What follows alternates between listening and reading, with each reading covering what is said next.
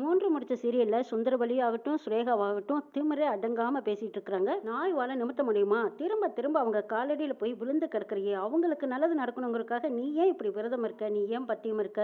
இங்க பாரு, நான் சொல்றதை நீ கேட்கணும். நீ எக்காரணத்தை கொண்டு அந்த ரூம் பக்கமே போயிடக்கூடாதுன்னு சூர்யா ஆர்டர் போடுறாங்க. இதை கேட்ட நந்தினி, சரிங்க சார், நான் சொல்றதையெல்லாம் நீங்க கேட்குற மாதிரி நீங்க சொல்றதையும் நான் கேட்குறேங்கிறாங்க.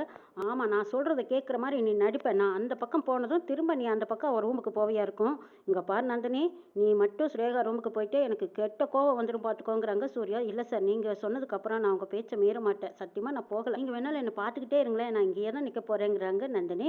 சரி நந்தினி, நான் போயிட்டு வரேன், நீ இங்கேயே இரு அப்படின்னு சொல்லிட்டு போகிறாங்க. அதுக்குள்ளேயே அந்த பக்கம் ஸ்ரேகா கத்துற கத்து இங்கே நந்தினி காதை பழக்குதா. ஐயோ பாவம் அப்படின்னு பரிதாபப்பட்டு அப்படியே எட்டி எட்டி பார்த்துட்டு இருக்காங்க. இது வந்து பார்த்த சூர்யா, என்ன நந்தினி என் பேச்சை மீறின மாதிரி இருக்குங்கிறாங்க. ஐயோ சார், நான் உள்ளேயே தான் சார் இருக்கேன், நான் போகவே இல்லை தெரியுங்களா. இதோ இந்த வாசல் வரைக்கும் போய் எட்டி பார்த்தேன், ஏதோ சத்தம் கேட்குதுன்னு. டாக்டர்மா வந்திருப்பாங்க போல இருக்கு. பாவ சுரேகா அம்மாவுக்கு கை ரொம்ப வலிக்குதுன்னு அலறாங்க. நான் வேணா போய் ஒரு எட்டு பார்த்துட்டு வந்துடுவேன், நீங்கள் கூப்பிட்றதுக்குள்ளேயே நான் திரும்பி ஓட்டமாக ஓடி வந்துடுவேங்கிறாங்க. இதை பாரு நந்தினி, நான் சொன்னேன், நீ கேட்கவே மாட்டியா? இப்போ ஆஃபீஸ் போயிட்டு திரும்பி வரும்போது நீ அந்த ரூம் பக்கம் எங்கேயாவது போனது தெரிஞ்சது, அவ்வளவுதான் சொல்லிட்டேன் பாட்டுக்கோன்னு சொல்லிட்டு சூர்யா அங்கேருந்து போகிறாங்க. சூர்யா போனதுமே அந்த பக்கம் நந்தினி ஓடி போய் சுரேகாவை பார்க்க போகிறாங்க. அங்கே பார்த்தா சுந்தரவல்லி, அருணாச்சலம் எல்லாருமே சுரேகா அழுகிறத பார்த்து பரிதாபப்பட்டு இருக்காங்க. இந்த பாரு சுரேகா, நீ அழுகாத, டாக்டர் வந்துட்டாங்க, அவங்க ஒரு இன்ஜெக்ஷன் போட்டு மாத்திரையை கொடுத்தாங்கன்னா எல்லாம் சரியா போயிடும், நீ அழுகாத அப்படின்னு சுந்தரவல்லி சுரேகாவுக்கு ஆறுதல் சொல்லிட்டு இருக்கிறாங்க. சுரேகா அதெல்லாம் கேட்கற நிலைமையில இல்லை, அந்த அளவுக்கு கத்தி கதறிக்கிட்டு இருக்காங்க. அவங்க செஞ்ச பாவம் அவங்கள அறுத்து. நந்தினி சாமி கிட்ட வேண்டிக்கிட்டு அருணாச்சலத்துக்கிட்ட 11 ரூபா காசு வாங்கி மஞ்சள் துணியில முடிஞ்சு அதை கையில கட்டினா சீக்கிரம் அம்மை இறங்குங்கிற ஒரு தெய்வ பக்தியில கொண்டு வந்து அவங்க கையில துணி கட்டினாங்க. அந்த துணியை அவுத்து, இது அழுக்கு துணி, இது எதுக்கு என் கையில கட்டுற, இதெல்லாம் நான் கட்டியிருக்க மாட்டேன், என்னோட ஸ்டேட்டஸ் என்ன, என்னோட அந்தஸ்து என்ன, எல்லாம் தெரியுமா, என்னோட பவர் என்னங்கிறது தெரியாம போயும் சாமி பேரை சொல்லிக்கிட்டு இந்த துணிவெல்லாம் என் கையில கொண்டு வந்து கட்டுறியா, இதெல்லாம் பிடிக்காத விஷயங்கள் எல்லாம் செய்யாத, மரியாதையா அந்த பக்கம் போ அப்படின்னு விரட்டினாங்க சுரேகா.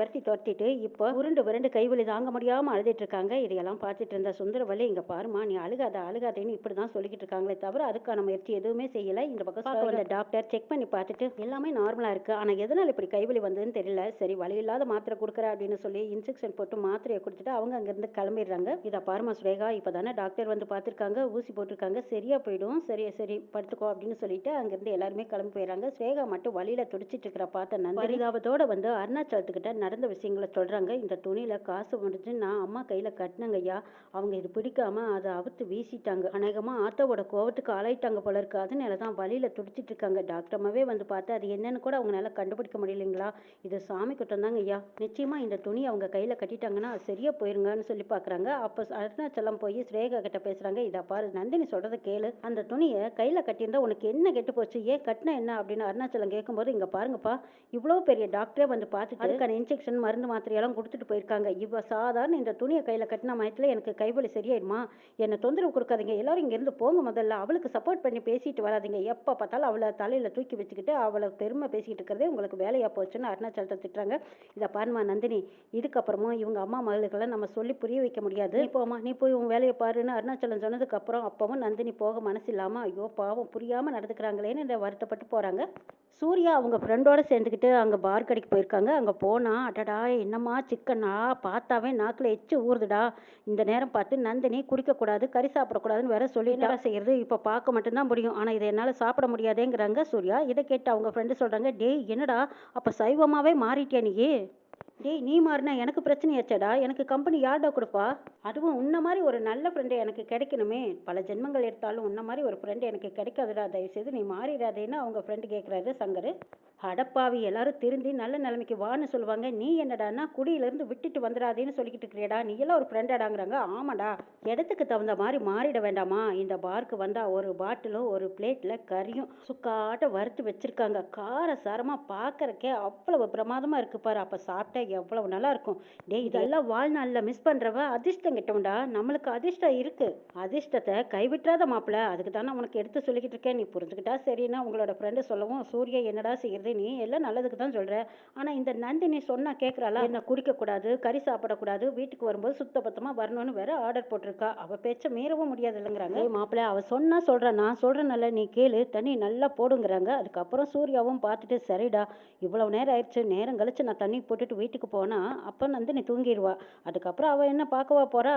1 மணிக்கு நல்லா சரக்கு போட்டுட்டு நான் வீட்டுக்கு போனால் அங்கே யாரும் முழிச்சிருக்க மாட்டாங்க, எல்லாரும் தூங்கிடுவாங்க, நான் பாட்டுக்கு போய் படுத்து தூங்கிடுறேங்கிறாங்க. ஆமாடா இது நல்ல ஐடியான்னு சொல்லவும் அப்போ சூர்யா நல்லா தண்ணி போட்டுடுறாங்க. இங்கே பார்த்தா நந்தினி அவங்க வருவாங்க வருவாங்கன்னு காத்துக்கிட்டு இருக்காங்க. அப்போ அருணாச்சலம் வந்து பார்த்துட்டு என்னம்மா நந்தினி இன்னும்மா நீ தூங்கலைங்கிறாங்க. இல்லை சார் சூர்யா சார் வந்துடுவார், அது வரைக்கும் அவங்களுக்காக வெயிட் பண்ணுறேங்கிறாங்க. அவன் வரும்போது வரட்டும், அவன் எப்போ நேரமே வந்திருக்கா, நீ போய் படுக்க வேண்டியதானுங்கிறாங்க. இல்லைங்கய்யா அவர் வந்ததும் சாப்பிடாம கூட போய் படுத்துக்குவாங்க, அதனால தான் இருந்து சாப்பிட வச்சு அவங்கள கூட்டிகிட்டு போய் படுக்க வைப்பேங்கிறாங்க. இதை கேட்ட அருணாச்சலம் பரவாயில்லம்மா, இந்த வீட்டில் அவன் சாப்பிடலேன்னு வருத்தப்படுற ஒரு ஆள் நான் மட்டும்தான் இருந்தேன், இப்போ நீ அவனுக்காக பேசுகிறத நினைக்கும் போது எனக்கு ரொம்ப சந்தோஷமா இருக்குது. அவனுக்காக நீ ரொம்ப நேரம் முழிச்சிட்டு இருக்க வேண்டாம், உன் உடம்புக்கு எடுத்துக்காதம்மா, அவன் வரும்போது வரட்டும், உனக்கு தூக்கம் வந்தால் நீ போய் படுத்துக்கோன்னு சொல்லிட்டு போகிறாங்க அருணாச்சலம். சரிங்க ஐயா நான் பார்த்துக்கிறேன் போங்கங்கிறாங்க நந்தினி. வாசல்லையே ரொம்ப நேரமாக காத்திருக்காங்க நந்தினி. அப்போ கார் சத்தம் கேட்குது, வெளியில் போய் பார்க்குறாங்க. சூர்யா தள்ளாடிக்கிட்டு வராரு. தள்ளாடிக்கிட்டு வரதை பார்த்த நந்தினி ஒரு நிமிஷம் இருங்க, ஆமா ஏன் சார் இவ்வளவு லேட்டுன்னு கேட்குறாங்க. அது ஏன் கேட்குறேன் நந்தினி, எனக்கு ஆஃபீஸில் நிறைய வேலைங்கிறாங்க. சரி நிறைய வேலை பார்த்த மாதிரி தெரியலையே, ஏதோ தண்ணியை போட்டுட்டு தள்ளடிக்கிட்டு வர மாதிரியெல்லாம் இருக்குங்கிறாங்க. ஓஹோ என்னை பார்த்தா அப்படியா தெரியுது, நான் தண்ணி போட்டு வந்த மாதிரி இருக்கா? நான் அப்படியெல்லாம் எதுவும் போடலையே. நீங்கள் பொய் சொல்கிறீங்கன்னு தெரியும், ஆனால் நான் சொன்னதை செஞ்சிருவேன் சார். நீங்கள் தண்ணி போட்டிருந்தீங்கன்னா நிச்சயமாக நானும் தண்ணி போடுவேங்கிறாங்க. இதை பாரு நந்தினி, நான் தான் சொல்கிறத நீ நம்பவே மாட்டியா அப்படின்னு சொல்லவும் சரி ஊதி காட்டுங்க பார்க்கலாம் அப்படிங்கிறாங்க நந்தினி. அப்போ சூர்யா ஊதி காட்டும்போது என்ன சார் வேறு ஏதோ வாடு மாதிரி வருது, அது என்னவா இருக்கும் அப்படின்னு கேட்க, இங்கே பாரு நந்தினி நான் சொன்னால் நீ நம்ப மாட்டியா, உன் பேச்சை நான் மீறுவனா, நீ சொன்னதுக்கப்புறம் நான் அந்த மாதிரி கெட்ட பழக்கமெல்லாம் வச்சுக்க மாட்டேங்கிறாங்க. அப்படியே சொல்கிறீங்க அப்படின்னு பேசிகிட்டு இருக்கும்போது அப்போ சரி நீங்கள் முன்னாடி போங்க சார் அப்படின்னு போகிறாங்க. அப்போ சூர்யாவை சாப்பிட கூப்பிடுறாங்க நந்தினி. இல்லை நந்தினி நான் இப்போ தான் சாப்பிட்டு வந்தேன், எனக்கு ஒன்றும் வேண்டாங்கிறாங்க. இங்கே பாருங்கள் சார் நீங்கள் சாப்பிட்லைங்கிறக்காக நானும் சாப்பிடாம இருக்கேன், அது தெரியுமா உங்களுக்குங்கிறாங்க. அப்படியா சொல்கிற, என்ன நந்தினி எனக்காக நீ ஏன் இப்படி சாப்பிடாம பட்டினி கிடக்குற, முதல்ல சாப்பிடுவா அப்படின்னு சொல்லி சூர்யா வந்து நந்தினிக்கு ஊட்டி விடுறாங்க. நந்தினியும் சூர்யாவுக்கு ஊட்டி விடுறாங்க. நந்தினியோட பாசத்துக்கு கட்டுப்பட்ட சூர்யா நந்தினியோட பாசத்துக்கும் அன்புக்கும் அடிமையாயிட்டாங்கன்னு கூட சொல்லலாம். நந்தினி இப்போ சொல்கிறேன் நல்லா கேட்டுக்கோ, எனக்காக நீ இவ்வளவு நேரமெல்லாம் கண் முழிச்சு காத்திருக்க வேண்டாம், உன் உடம்ப கெடுத்துக்காத, நீ போய் நல்லா சாப்பிட்டு நல்லா தூங்கணும், ரெஸ்ட் எடுக்கணும், நல்லா இருக்கணும், எனக்கு அதுதான் முக்கியங்கிறாங்க. சரி சார் நீங்கள் நல்லா இருந்தால் தானே எனக்கு ரொம்ப பிடிக்குமோ தெரியல, நீங்கள் நல்லா இருக்கணும்னு என் மனசு சொல்லிக்கிட்டே இருக்கு, உங்களுக்காக நான் காத்திருப்பேன் சார், எவ்வளவு நாள் வேணாலும் காத்திருப்பேன், எவ்வளவு நேரம் வேணாலும் காத்திருப்பேன், ஆனால் நீங்கள் இல்லாமல் இனிமேல் என்னால் இருக்க முடியாதுங்கிற ஒரு நிலைக்கு நான் வந்துட்டேங்கிறாங்க நந்தினி. இதை கேட்டுடும் சூர்யா மறந்து ஒரு நிமிஷம் கண்ணில் ஆனந்த கண்ணீர் விட்டுறாங்க. இதை பார்த்த நந்தினி ஐயோ என்ன சார் ஆச்சு, ஏன் அழுகுறீங்கன்னு கேட்குறாங்க. அது ஒன்றும் இல்லை நந்தினி, தாயோட அன்பும் பாசமும் பெற முடியலனாலும் தாரத்தோட அன்பு எவ்வளோ ஒரு ஆழமானதுன்னு இப்போ தான் எனக்கு புரியுது, இனிமே நீ என்ன சொன்னாலும் அதை நான் கேட்க தயாராக இருக்கேன்னு சொல்கிறாங்க சூர்யா. இதை கேட்ட நந்தினி சரி சார், எனக்காக நீங்கள் உங்களை மாற்றிக்கிட்டதை நினைக்கும் போது எனக்கு ரொம்ப சந்தோஷமாக இருக்குதுங்கிறாங்க நந்தினி. அப்படி பேசிகிட்டு இருக்கும்போது அந்த பக்கம் சுரேகாவோட சத்தம் கேட்குது. என்னாச்சு சுரேகா எதுக்கு இப்படி அலறிக்கிட்டு இருக்கா, ஏதோ வழியில் துடிக்கிற மாதிரி சத்தம் போட்டுட்டு இருக்கிறா, என்னாச்சுன்னு கேட்குறாங்க சூர்யா. ஆமாம் நீங்கள் தான் போய் பார்க்கக்கூடாதுன்னு சொன்னீங்க, இப்போ நீங்களே கேட்குறீங்களா, உங்கள் மனசே கேட்கல பார்த்தீங்களா, அப்போ இருந்து இப்படி தாங்க கத்திட்டு இருக்காங்க. நான் கூட அருணாச்சல ஐயா கிட்ட காசு வாங்கிட்டு வந்து மஞ்சள் துணியில் முடிஞ்சு அம்மனை வேண்டிக்கிட்டு அவங்க கையில் கொண்டு போய் கட்டின, கை வலிக்குதுன்னு ரொம்ப துடிச்சாங்களேன்னு கட்டினா, இது அழுக்கு துணியாக இருக்குது, என்னோட ஸ்டேட்டஸ்க்கு இதெல்லாம் எனக்கு செட் ஆகாதுன்னு சொல்லி அதை கலட்டி வீசி எறிஞ்சிட்டாங்க. வீசி எறிஞ்ச வேகத்தில் காசெல்லாம் அப்படியே சதுரி போச்சு. செஞ்ச தப்புக்கு நான் அம்மன் கிட்ட மன்னிப்பு கேட்டுட்டு அந்த காசு எடுத்து இதோ என் கையில் கட்டிட்டேங்கிறாங்க. என்ன நந்தினி அவள் செஞ்ச தப்புக்கு அவள் தண்டனை அனுபவிக்கிறா, அந்த வழியெல்லாம் கூடவா நீ தாங்கிக்கணும்னு உனக்கு என்னால் விதியா, நீ எதுக்கு இந்த வேலையெல்லாம் பார்த்துட்டு இருக்க அப்படின்னு கேட்குறாங்க சூர்யா. என்ன சார் ஒரே வீட்டில் இருக்கிறோம், அவங்க வழியில் துடிச்சிக்கிட்டு இருக்கிறத பார்த்துக்கிட்டு இருக்க முடியுமா, நான் சொல்லித்தான் கேட்கல, நீங்களாவது சொல்லுங்களேன், இந்தாங்க இந்த காணிக்கையும் மஞ்சள் துணியும் அவங்க கையில் கட்டினீங்கன்னா அவங்க வலி குறைஞ்சிடும், பாவம் மத்தியானத்துலேருந்து இப்படி தான் அலறிக்கிட்டு இருக்கிறாங்க, டாக்டர் அம்மாலாம் கூட வந்து பார்த்துட்டு போயிட்டாங்க, ஆனால் உடம்புல எந்த ஒரு மிஸ்டேக்கும் இல்லைன்னு சொல்லிட்டாங்க, அம்மா போட்டதுனால இவங்க கொஞ்சம் பட்டியும் இல்லாமல் போயிட்டாங்க, ஆத்தாவோட கோவத்துக்கு ஆளாயிட்டாங்க, அதனால தான் இப்படி கை வலியால் துடிச்சிட்டு இருக்காங்க. சார் சார் நான் சொல்கிறத கேளுங்க சார், நீங்களாவது கொண்டு போய் ஸ்ரேகாமா கையில் கட்டிருங்கிறாங்க.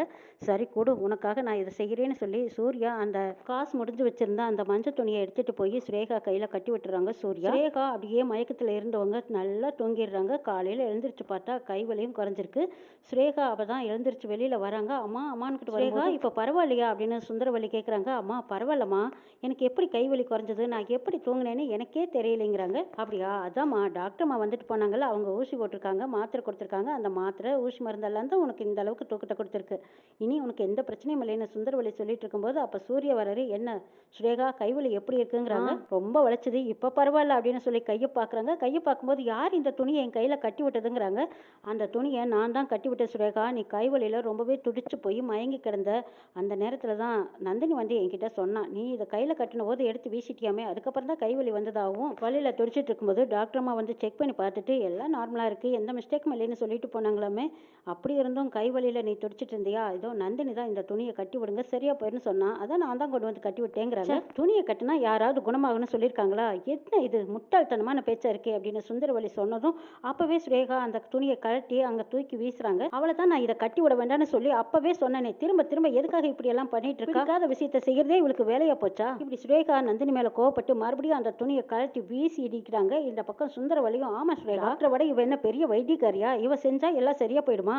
முதல்ல அந்த துணியை கழட்டி வீசி அழுக்கு துணியை கொண்டு வந்து கையில கட்டுனா கைவலி சரியாகும்னு யார்டா சொன்னது உனக்கு? அவதான் ஒரு வீட்டு வேலைக்காரி பைத்தியக்காரி சொல்றானா, அதை பேச்சை கேட்டுக்கிட்டு நீ என் பொண்ணுங்க கையில கொண்டு வந்து இப்படி எல்லாம் மந்திரிச்சு விட்டதையெல்லாம் கட்டிக்கிட்டு திரிவியா? இந்த மாதிரி முட்டாள்தனமான வேலையெல்லாம் செய்ய வேண்டாம்னு சொல்லி வைங்கிறாங்க சுந்தரவல்லி. பாட்டியா நந்தினி, நான் உன்கிட்ட எவ்வளவோ எடுத்து படிச்சு சொன்னனால நீ கேட்டியா? வழியில துடிக்கும் போது அவங்க யாராவது உதவ மாட்டாங்களான்னு கெஞ்சுற மாதிரி பார்ப்பாங்க, கேட்பாங்க, பேசுவாங்க. ஆனா இப்ப குணமானதும் அவங்க வேலையை காட்ட ஆரம்பிச்சிட்டாங்க. ஆனா நீ மட்டும் மாறாம அப்படியே இருக்கியே நந்தினி. இதுகளுக்கெல்லாம் நீ எவ்வளவு செஞ்சினாலும் நன்றியை நினைச்சு பார்க்காத ஜென்மங்க நந்தினி. நான் சொல்றத நீ புரிஞ்சுக்கோ. இனிமே என் தாய் குலத்துக்கா இல்ல என் தங்கச்சிக்கா பணிவிட செய்யறேன்னு நீ வந்தேன்னு வச்சுக்கோ, நான் என்ன செய்வேன்னு எனக்கே தெரியாது அப்படின்னு சூர்யா நந்தினி கிட்ட திட்டுறாங்க. இதை பார்த்துட்டு இருந்த அருணாச்சலம் நந்தினிக்காக மறுபடியும் வந்து சப்போர்ட் பண்றாங்க. சுந்தரவல்லி இதை பாருங்க, என்னதான் அவளை நீங்க பெருமையா பேசினீங்கனாலும் அவன் என் வீட்டு வேலைக்காரி தான், நான் அந்த இடத்துல தான் வச்சிருக்கேன். நீங்க தலை மேல தூக்கி வச்சுக்கிட்டு கொண்டாடுற வேலையை இதோட விட்டுருங்க. அவளை பத்தின பெருமையும் புராணமும் என்கிட்ட செல்லாதுன்னு சொல்லிக்கிட்டு இருக்காங்க சுந்தரவல்லி. சுரேகாவுக்கு மறுபடியும் கைவலி ஆரம்பமாயிருச்சு. அம்மா திரும்பவும் எனக்கு கை வலிக்குதுங்கிறாங்க சுரேகா. அப்படியா, அப்ப டாக்டரை வர சொல்றேன் இருமா, நீ கவலைப்படாதேன்னு சொல்லிட்டு வழியில துடிக்கும் போது சுந்தரவல்லி டாக்டர் அம்மாவை வர சொல்றாங்க. இங்க சூர்யா சொல்றாங்க, இதை பார் நந்தினி, திரும்ப திரும்ப அவங்க முன்னாடி போய் நின்னா அவ்வளவுதான் சொல்லிட்டேன் பாத்துக்கோன்னு சொல்லிட்டு சூர்யா இவங்களுக்கெல்லாம் எவ்வளவு செஞ்சினாலும் நினைச்சு பார்க்க மாட்டேங்கிறாங்க. ஆமா, மான தர்ம பத்தினி, அவளை நாங்க நினைச்சு பார்க்கணுமாங்கிறாங்க. இங்க பாருங்க, 1000 முறை அவளை நீங்க வேலைக்காரின்னு சொன்னாலும் நான் ஒரே ஒரு தடவை சொல்றேன், அவன் என்னோட பத்தினி தான், என்னோட ராணி, இந்த வீட்டு மகாராணி. அவ என்ன சொன்னாலும் அது சரியா தான் இருக்குன்னு சப்போர்ட் பண்றாங்க சூர்யா. இந்த பக்கம் அருணாச்சலமும் வந்து சொல்றாங்க, அம்மாடி நந்தினி, நீ எல்லாம் நல்லதுதான் நினைக்கிற, ஆனா அவங்க தான் உன்னை புரிஞ்சுக்க மாட்டேங்கிறாங்க. அவங்க சொல்றது எல்லாம் நீ பெருசா எடுத்துக்காதமா, நீ தப்பா எடுத்துக்காத. அவங்க எல்லாம் பேசுனதுக்காக நான் உங்ககிட்ட மன்னிப்பு கேட்டுக்கிறேன். ஆனா நீ என் பையன் நல்லா இருக்கணும், என் பொண்ணு நல்லா இருக்கணும்னு நீ நினைக்கிற. உன்னோட நல்ல மனசு அவங்களுக்கு புரியல, அவங்க புரிஞ்சுக்கவும் மாட்டாங்க. நீ அதையெல்லாம் பெருசா எடுத்துக்காதமாங்கிறாங்க.